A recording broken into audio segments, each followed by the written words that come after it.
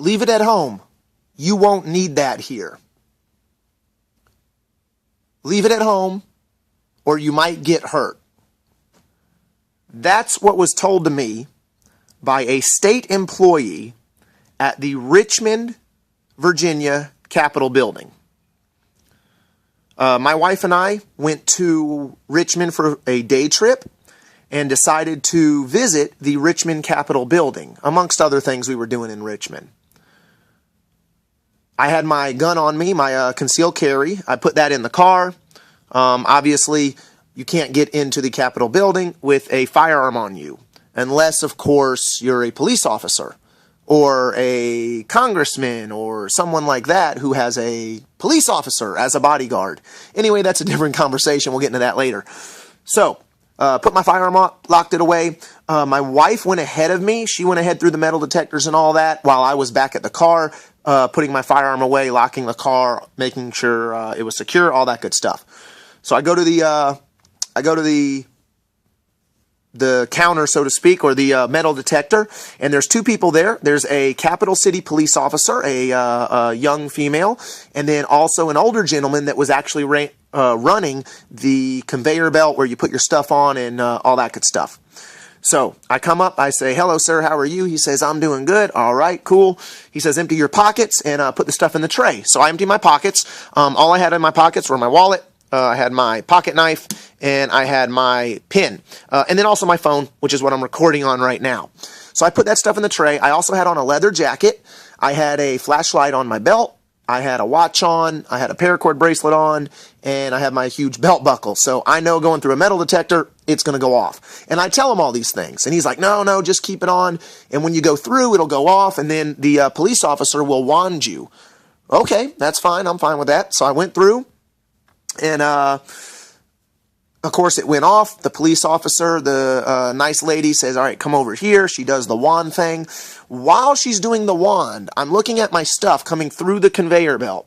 And I notice that the older gentleman is now has my stuff in a little tray and is going through my stuff. Going through my stuff. And then he picks up my knife.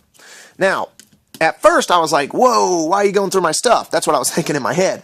But I didn't say anything. I was like, well, the police officer's wanding me right now. Probably not best to, talk, back to this guy right now and just focus on what the police officer's doing. So anyway, he goes through my stuff, picks up my knife, and he pulls out the blade.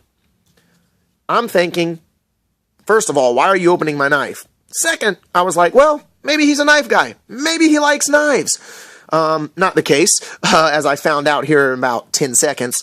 But he folds it back up, hands it to me, and says, "Next time," and when he says this, I'm very passive-aggressive.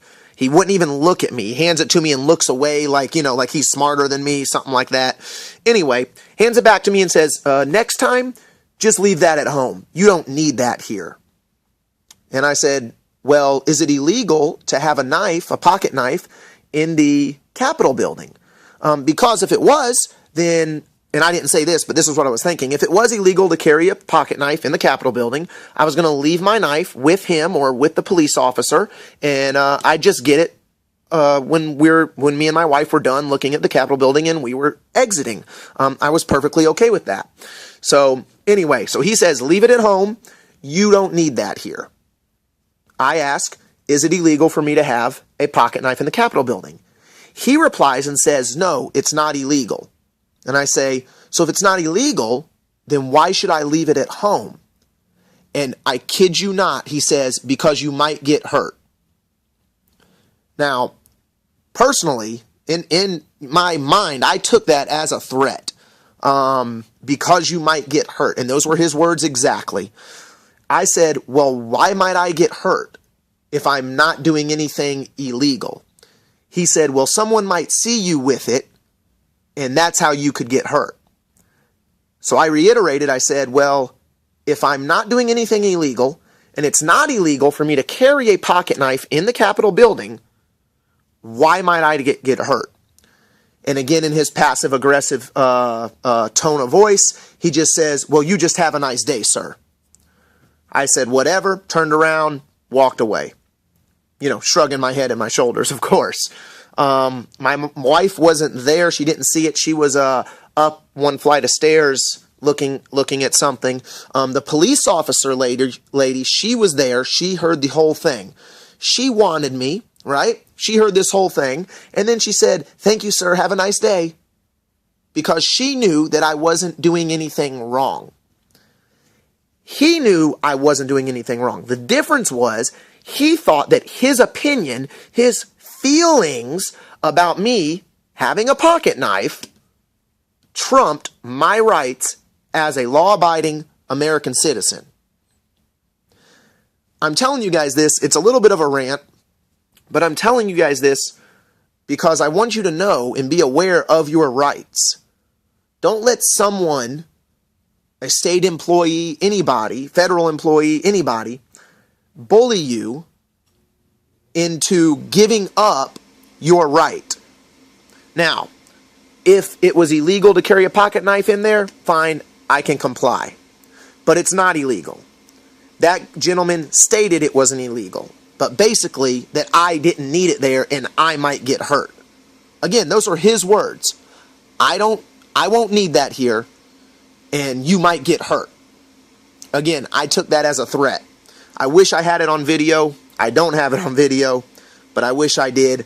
I didn't try to go in there video recording. I didn't want to be, that guy, so to speak. But I wish I was recording now.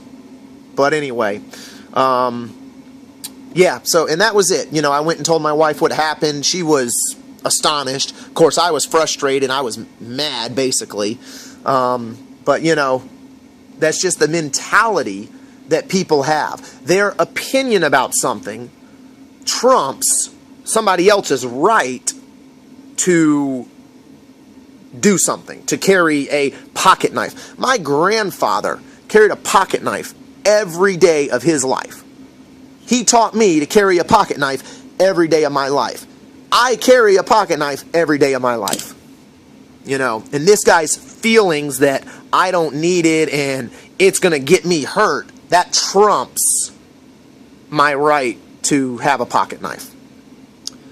So anyway, if you guys have any questions or comments about this incident or story, please leave them below. I'd love to hear from you. If you have experienced anything, any situation like this, whether it's with a state employee or a federal employee or, at an airport or in your front yard, whatever it is, anything like that, let me know. Leave your story below. If you have a video to your story, link your story in your comment below. We'd love to hear it. Knowledge is power. The more knowledgeable you are as an American citizen, the more aware you are of your rights, the more knowledgeable you are, the more free you're going to be, the less suppressed you're going to be. Like I said, I think this guy, personally, was trying to suppress a right that I have. And whether he meant to or not, he made a threat. Literally a threat. He said, "You might get hurt." That's a threat.